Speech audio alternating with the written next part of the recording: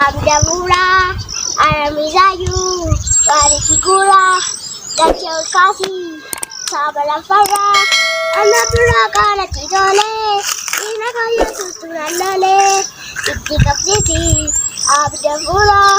Alamizayu, Varikigura, Dachel Kasi, Sabalafara, Walisasabi, Anapura Karatidole, Inakaya Tuturale. Tidak jalan kisah nanti dera gosang gorgisa kae kupisa mafanta aja we kupisa ibada nadi bunsawa isi akan mamiti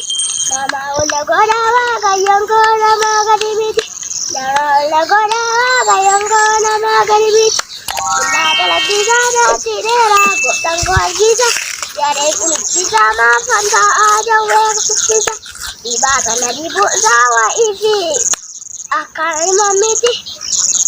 nama ula gorawa kayong gora magadibiti nama ula gorawa kayong gora magadibiti Haleluya ragam kita eti bu ena la kita jawan kawa mega gaditi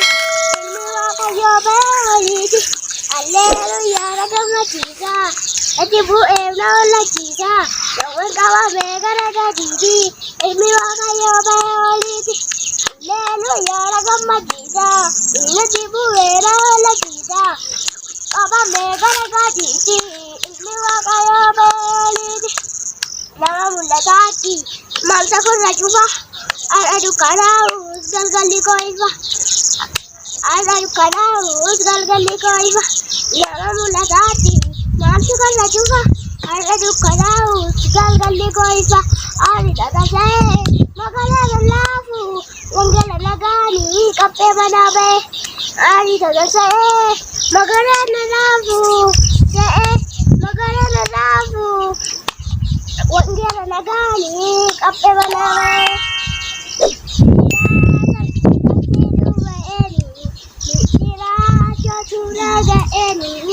Misira chotunaga eni Yani dina kafaya la Jira chung kango mikana Ana kanya kadibuje Iya suse Juala pakai sanamu, iya susekia, kakek di Bandung namanya, iya susekia, sitira lagi dua ini, sitira jodoh naga ini, ya nedi naga bahasa Diracung kang komil kanae Diracung kang komil kanae Racana dubi goksa Mande berkasang kabatu Ava kure mana jara Wajena barakana Kuya dua Iya kani ebon tumatu